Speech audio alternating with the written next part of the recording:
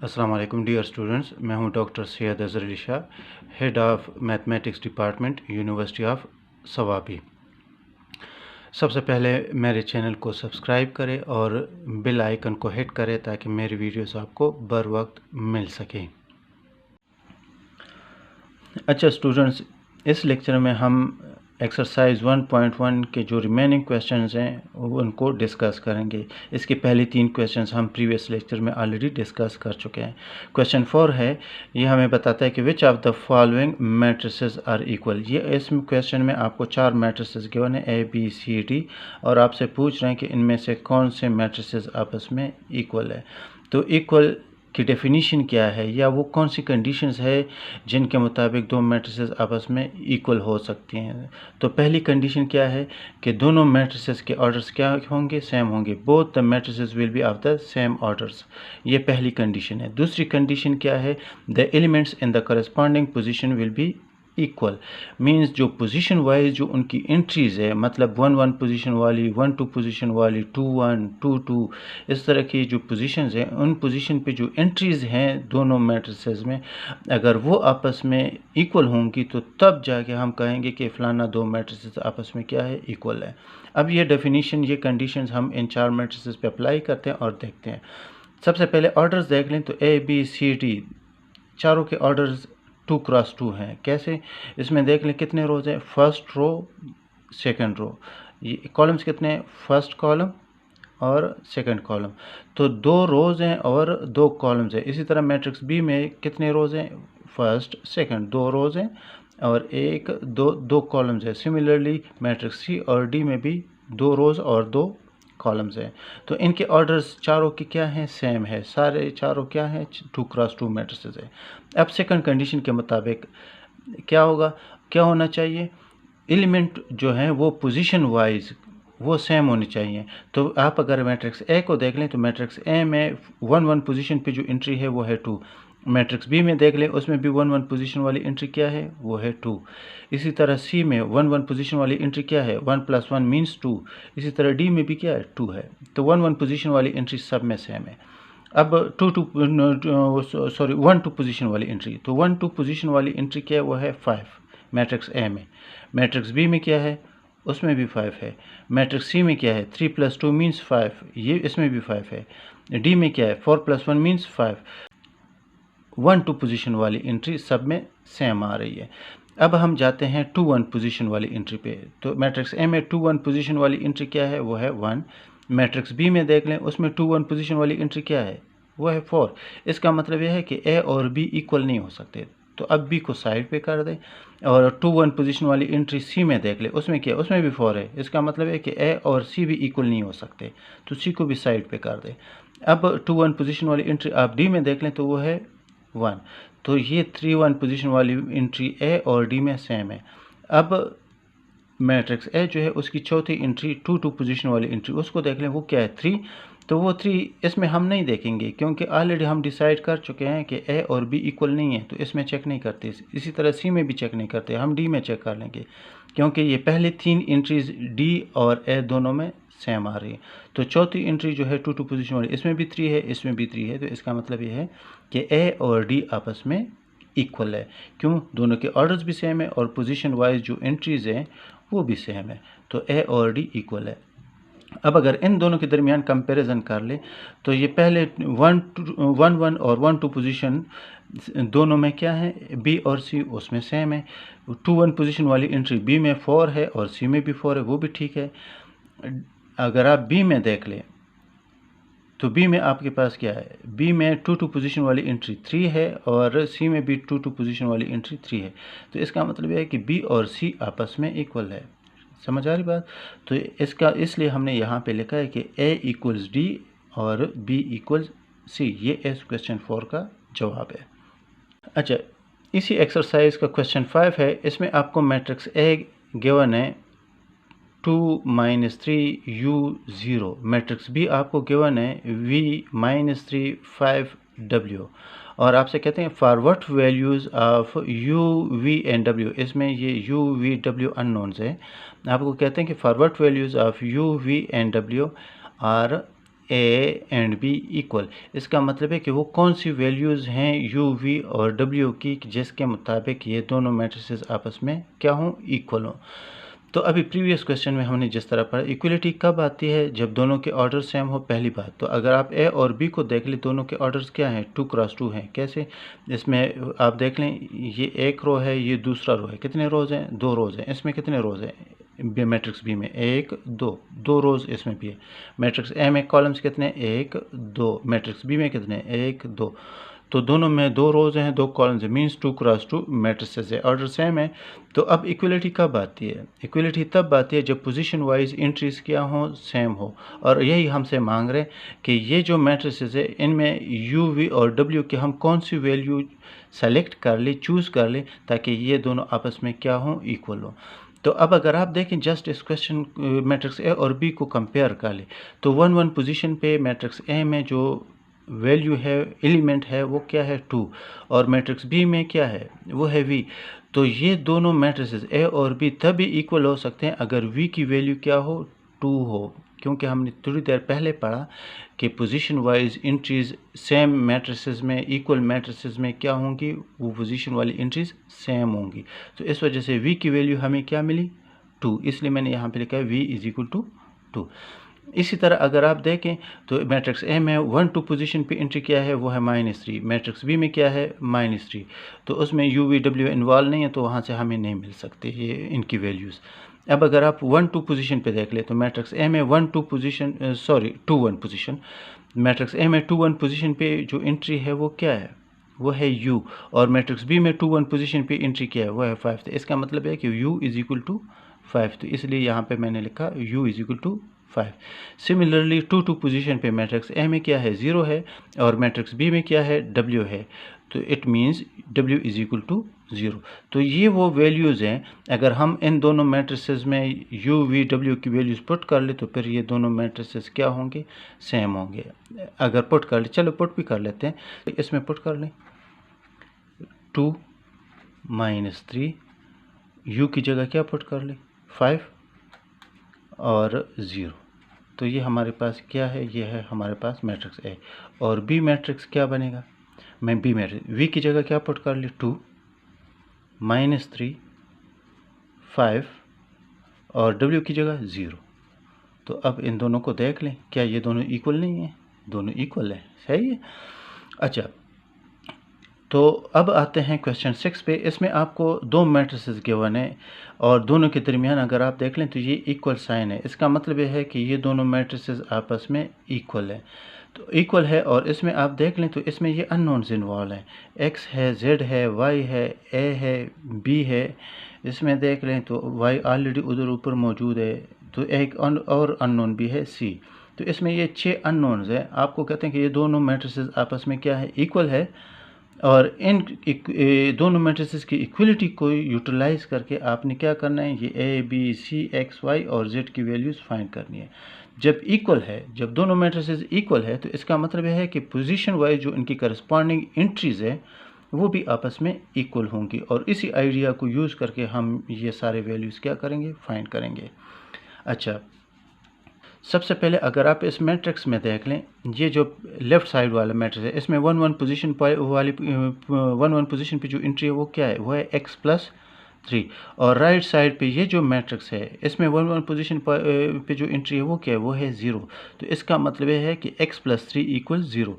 तो इसलिए सोल्यूशन में मैंने लिखा x+3 = 0। अब 3 को उधर शिफ्ट कर ले तो आपको x की वैल्यू मिल जाएगी -3। ये x की वैल्यू हमें चाहिए थी। अब इसी तरह इसी मैट्रिक्स को अगर आप देखें तो इसमें 1 2 पोजीशन वाली एंट्री क्या है, वो है z+4। और इसमें राइट साइड पे 1 2 पोजीशन वाली एंट्री क्या है, 1 2 means first row second column. तो ये फर्स्ट रो, ये सेकंड कॉलम, तो उस पर जो एंट्री आ रही है वो है 6। तो इसका मतलब यह है कि z+4 = 6। तो इसलिए मैंने लिखा z+4 = 6। अब 4 को उधर शिफ्ट कर ले तो यहाँ +4 है, उधर जाके ये -4 हो जाएगा।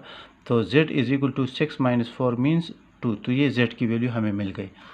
अब जो फर्स्ट रो में जो थर्ड एंट्री है, मीन्स 1 3 पोजीशन वाली, लेफ़्ट साइड पे वो क्या है, वो है 2y माइनस 7, और राइट साइड पे जो मैट्रिक्स है उसमें 1 3 पोजीशन वाली एंट्री क्या है, 1 3 means first row third column. तो फर्स्ट रो और थर्ड कॉलम का जो इंटरसेक्शन आता है वो है 3y माइनस 2। तो इसका मतलब है 2y minus 7 is equal to 3y minus 2। तो इसलिए मैंने यहाँ पे लिखा 2y minus 7 is equal to 3y minus 2। अब इसमें से मैंने y फाइंड करनी है, तो क्या कर लेंगे, इसमें भी y इन्वॉल्व है, इसमें भी y इन्वॉल्व है, तो y को x साइड पे कर देंगे, और इसमें y नहीं है 7 है, तो 7 को 2 की तरफ शिफ्ट कर देंगे। तो 3y यहाँ प्लस में है, तो यहाँ जब शिफ्ट होगा तो प्लस है, ये माइनस बन जाएगा, और ये 7 यहाँ पे माइनस है, ये जब उस साइड पे शिफ्ट होगा तो माइनस से प्लस बन जाएगा। ठीक है, तो ये 2y माइनस 3y ये हमें देगा माइनस y, और माइनस 2 प्लस 7 हमें देगा 5। मुझे चाहिए y, तो यहाँ से ये माइनस मैंने हटाना है क्योंकि y की वैल्यू चाहिए इंस्टेड ऑफ माइनस y। तो इसलिए मैं दोनों साइड्स को -1 से क्या कर लूँगा, मल्टीप्लाई कर लूँगा। तो जब माइनस y को -1 से मल्टीप्लाई करते हैं तो क्या होगा, माइनस माइनस प्लस, और 1 इंटू वाई मुझे y देगा इज इक्वल टू -1 इंटू 5 मुझे देगा -5। तो ये x, y और z की वैल्यूज़ हमें मिल चुकी। इसी तरह हमें ये a b c की वैल्यूज़ भी मिलेंगी। अब आते हैं आगे। अब लेफ़्ट साइड पे अगर आप देखें, ये तीनों एंट्रीज़ हम ले चुके हैं और इनसे हमें x y z की वैल्यूज़ मिल चुकी है। अब आते हैं लेफ़्ट साइड पे, ये जो मैट्रिक्स है इसमें 2 1 पोजीशन वाली एंट्री, तो इसमें 2 1 पोजीशन वाली एंट्री जो है वो है 6, और राइट साइड पे 2 1 पोजीशन वाली एंट्री क्या है, वो भी 6 है। तो इसमें कोई अननोन इन्वॉल्व नहीं, इसलिए हम इसको यूज़ नहीं करते। नेक्स्ट वैल्यू पे जाते हैं, नेक्स्ट एंट्री पे जाते हैं, तो ये 2 1 पोजीशन वाली एंट्री है, तो ये क्या होगी, ये 2 2 पोजीशन वाली एंट्री है। कौन सी पोजीशन है, 2 2।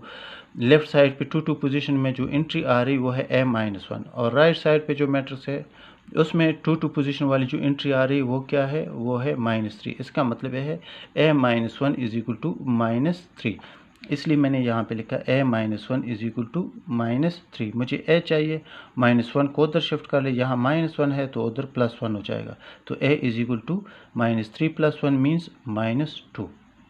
अब नेक्स्ट वैल्यू पे जाते, एंट्री पे जाते हैं, तो लेफ़्ट साइड में जो नेक्स्ट एंट्री है 2 3 पोजीशन वाली वो है 0, और राइट साइड पे जो मैट्रिक्स है उसमें 2 3 पोजीशन वाली एंट्री जो है वो है 2c + 2। तो इसका मतलब ये है कि 2c + 2 इज इक्वल टू 0, इसलिए हमने यहाँ पे लिखा 2c + 2 इज इक्वल टू 0। अब इसमें से मुझे c चाहिए, तो पहले ये एडिशन वाली 2 को उधर शिफ्ट करेंगे, तो यहाँ ये +2 है, उधर जाके ये -2 बन जाएगा। अब मुझे c चाहिए, यहाँ पे ये 2 किस फॉर्म में है, c के साथ, ये प्रोडक्ट में है, तो प्रोडक्ट को ख़त्म करने के लिए हम दोनों साइड्स को क्या करेंगे, डिवाइड करेंगे, किससे, 2 से, क्योंकि मैंने 2 को ख़त्म करना है, ये लेफ़्ट साइड से, तो इसलिए डिवाइडिंग बोथ साइड्स बाय 2, तो इसलिए मैंने दोनों साइड्स को 2 से डिवाइड कर दिया है, तो ये 2 इस 2 से कैंसिल हो जाएगा, मुझे c मिल जाएगी। तो c की वैल्यू क्या होगी, c इज इक्वल टू -1। अब नेक्स्ट एंट्री पे जाते हैं, सेकंड रो भी ख़त्म हो गया, नेक्स्ट एंट्री थर्ड रो पे आते हैं, तो थर्ड रो में जो पहली एंट्री आ रही वो है 3 1 पोजीशन वाली, तो 3 1 पोजीशन वाली एंट्री लेफ़्ट साइड पे क्या है, वो है b-3, और राइट साइड वाला मैट्रिक्स जो है उसमें क्या है, उस है 2b + 4, इसका मतलब b-3 is equal to 2b + 4, तो इसलिए मैंने लिखा 2b + 4 is equal to b-3। आप 2b + 4 is equal to b-3 लिखे, या b-3 is equal to 2b + 4, दोनों का मतलब एक ही है। ठीक है, अब मुझे b चाहिए, तो इसमें भी b इन्वॉल्व, तो b को इधर शिफ्ट कर लेंगे, तो यहाँ ये +b है, लेफ़्ट साइड पे शिफ्ट होके ये क्या बनेगा, -b। मैंने ये 4 उधर शिफ्ट करना है, तो ये 4 यहाँ पे प्लस है, उधर शिफ्ट होके ये क्या बनेगा, -4, और 2b -b से मुझे मिल जाएगा b, तो b is equal to -3 - 4 means -7। तो ये सारे वो वैल्यूज़ हैं a b c d x y z और a b c जो हमने फाइंड करने थे इन दो मैट्रिसेस की इक्वलिटी को यूज़ करके।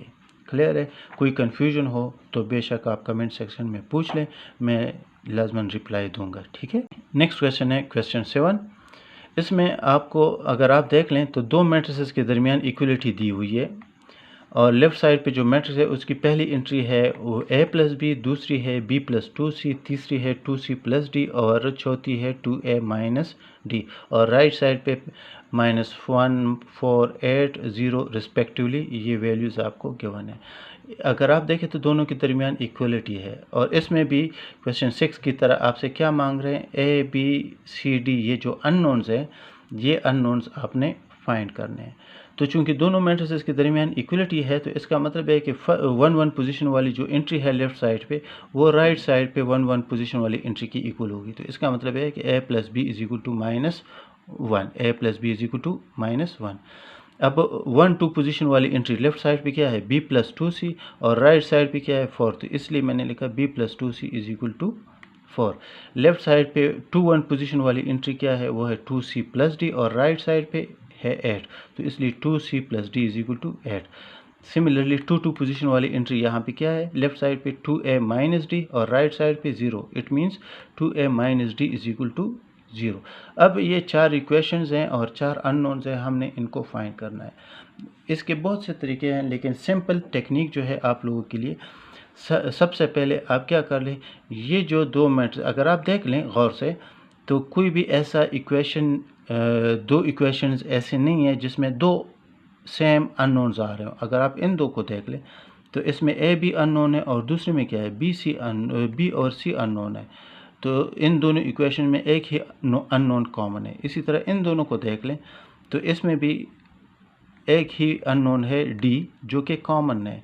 सही है। तो हम कोशिश करते हैं कि ऐसी इक्वेशंस हासिल करें जिसमें दो अननोन्स सेम आ जाए। ठीक है। तो इसलिए अगर इन दोनों इक्वेशंस को आप देख लें तो इसमें b क्या है, b सेम, तो इसलिए हम इन दोनों में से क्या कर ले, इस b को एलिमिनेट कर देंगे। तो जो रिजल्टेंट इक्वेशन हमें मिलेगा उसमें a और c इन्वॉल्व होंगे। इसी तरह इन दो इक्वेशंस में से अगर d को एलिमिनेट कर ले तो जो रिजल्टेंट इक्वेशन में अननोन्स होंगे वो क्या होंगे, a और c। तो इस तरह हमें दो नए इक्वेशंस ऐसे मिल जाएंगे जिसमें दो अननोन्स सेम होंगे, a और सी। तो इसलिए बी को एलिमिनेट करने के लिए इन दोनों में से, चूँकि दोनों के साइंस यहाँ पे बी की क्या है, सेम है, कोफिशेंट्स भी सेम है, तो हम इन दोनों के दरमियान सब्ट्रैक्शन कर देंगे।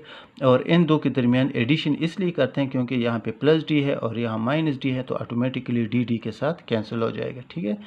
तो इसलिए इन दो के पहले इन दो के दरमियान क्या करते हैं हम, सब्ट्रैक्शन। तो a plus B is equal to -1 और b plus 2c is equal to 4, b plus 2c is equal to 4। चूँकि सब्ट्रैक्शन करना चाह रहे हैं तो इसलिए ये साइंस हमने चेंज कर दिए। ठीक है। तो b के साथ कैंसिल हो जाएगा। लेफ्ट साइड पे आपके पास क्या बचा, ऊपर हमारे पास a बचा, नीचे क्या बचा, -2c is equal to, right side पे क्या होगा, ये -1 है, ये -4 है, तो क्या बनेगा -5। तो ये हमें एक नया इक्वेशन मिला जिसको हमने 1 नाम दे दिया। इसी तरह इन दो के दरमियान क्या है, एडिशन है। तो 2c plus D is equal to 8 और 2a minus D is equal to 0। अब इन दोनों को ऐड करते हैं तो d और प्लस डी और माइनस डी आपस में कैंसिल हो जाएंगे।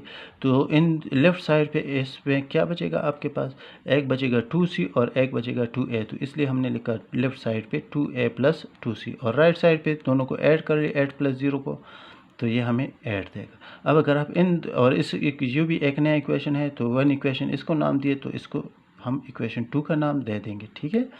अब अगर इन दो इक्वेशंस को देख लें तो इसमें भी ए सी अननोन है, इसमें भी ए सी अननोन है, और यही हमारी कोशिश थी कि हमें ऐसे इक्वेशन मिले जिसमें दो अननोन सेम आ जाएं, तो फिर हम इजीली जो है वैल्यूज़ कैलकुलेट कर सकते हैं। ठीक है। तो अब इसमें आप देख रहे हैं, तो अब यहाँ पे चूंकि दो अननोन सेम है तो इसमें आपकी अपनी मर्ज़ी, इसमें से किसी एक अननोन को एलिमिनेट कर लो, तो जो बचेगा उसकी वैल्यू आपको मिल जाएगी। ठीक है। तो इसलिए यहाँ पे हमने एडिशन की है, क्योंकि यहाँ पे क्या है, 2c जो है उसका कोफिशिएंट नेगेटिव है, यहाँ पे क्या है, c का कोफिशिएंट जो है 2 वो पॉजिटिव में है, तो यहाँ प्लस c का कोफिशिएंट 2 है, यहाँ पे c का कोफिशिएंट -2 है। तो इसलिए हम दोनों के दरमियान क्या कर लेंगे, एडिशन कर लेंगे, ताकि c से हमारी जान छूटे। ठीक है। तो इसलिए दोनों के दरमियान हमने एडिशन किया, a minus 2c is equal to -5 और 2a plus 2c is equal to 8। Add कर ले दोनों को, 2c के साथ कैंसिल, तो लेफ्ट साइड पे क्या बचेगा, a plus 2a means 3a और -5 प्लस 8 हमें क्या देगा, 3। मुझे a की वैल्यू चाहिए, ये 3 हमने कैंसिल करना है, ये 3 यहाँ पे प्रोडक्ट में है, तो प्रोडक्ट को ख़त्म करने के लिए हम क्या करेंगे, डिवीजन। तो डिवाइडिंग बोथ साइड्स बाय 3। दोनों साइड्स को डिवाइड कर ले, 3 3 के साथ कैंसिल हो जाएगा, तो a की वैल्यू क्या मिलेगी हमें, यहाँ पर भी 3 3 के साथ कैंसिल है, तो a की वैल्यू हमें 1 मिल चुकी। अब ये वैल्यू उठा लें, पहली इक्वेशन में पुट कर ले, हमें b की वैल्यू मिल जाएगी, वो b की वैल्यू सेकंड में पुट कर ले, c की वैल्यू मिल जाएगी, वो c की वैल्यू c पे थर्ड इक्वेशन में पुट कर ले, तो हमें d की वैल्यू मिल जाएगी। तो अब नेक्स्ट पेज पे हम ये वैल्यूज़ मज़ीद जो वैल्यूज़ हैं ये फाइंड करते हैं, ठीक है। तो इसलिए ये नाउ हमारे पास ये पहली इक्वेशन क्या है, a plus B is equal to -1, इसलिए मैंने यहाँ पे लिखा a plus B is equal to -1, और ये a की वैल्यू हमें मिल चुकी है a इज इक्वल टू 1। अब ये a की वैल्यू आप पुट कर लें इस इक्वेशन में, तो हमें क्या मिलेगा, a प्लस बी की जगह हमें मिल जाएगा, a की जगह 1 पुट कर ले तो 1 plus B is equal to -1। मुझे b चाहिए, 1 को उधर शिफ्ट कर ले तो यहाँ +1 है, उधर -1 हो जाएगा, ठीक है। तो b इज इक्वल टू -2। अब दूसरी इक्वेशन हमारे पास क्या है, दूसरी इक्वेशन है b plus 2c is equal to 4। ये है b plus 2c is equal to 4। अब ऑलरेडी b की वैल्यू हम फाइंड कर चुके हैं, वो b की वैल्यू आप उठा ले और यहाँ पे b की जगह पुट कर ले, तो ये क्या हो जाएगा, b की जगह -2 और ये +2c अपनी जगह पे इज इक्वल टू 4। तो अब ये -2 हमने शिफ्ट करना है राइट साइड पे, ये यहाँ पे माइनस में है तो उधर जाके ये प्लस हो जाएगा 4 + 2, और ये हो जाएगा 2c is equal to 4 + 2 means 6। मुझे c चाहिए, तो 2 यहाँ पे ये इस 2 को ख़त्म करने के लिए हम डिवीज़न करेंगे, क्योंकि ये 2 प्रोडक्ट में है, ठीक है। तो डिवाइडिंग बोथ साइड्स बाय 2 से डिवाइड कर ले तो c इज इक्वल टू यहाँ 6/2 हमें क्या देगा, 2 3 ज़ा 6, तो c की वैल्यू हमें क्या मिली, 3। अब नेक्स्ट इक्वेशन पे जाते हैं, तो नेक्स्ट इक्वेशन क्या है, 2c plus D is equal to 8। यहाँ पे हमने लिखा 2c plus D is equal to 8। अब इसमें ये c की वैल्यू उठा के यहाँ पे पुट कर ले, तो ये 2 जो है उस c की वैल्यू के साथ प्रोडक्ट में है, तो इसलिए हमने लिखा 2 × 3। ये 3 क्या है, ये c की वैल्यू है, plus D is equal to 8, 2 3 ज़ा 6 plus D is equal to 8। अब इस 6 को उधर शिफ्ट कर ले तो हमें d की वैल्यू मिल जाएगी 8 - 6 मीन्स 2, सही है। और ये अननोन्स थे क्वेश्चन नंबर 7 में a b c d के, ठीक है, जो कि हमने फाइंड कर लिए। इसी तरह ये टेक्निक इंतहाई सिंपल है, लेकिन याद रखिए ये बेसिक्स हैं मैट्रिसेस के, इनको आपने याद करना है। और ये है end of exercise 1.1। Next lecture में इंशाल्लाह हम 1.2 एक्सरसाइज करेंगे, सही है। और उसके लिए ज़रूरी है कि आप लोग इस एक्सरसाइज पे खूब प्रैक्टिस कर लें।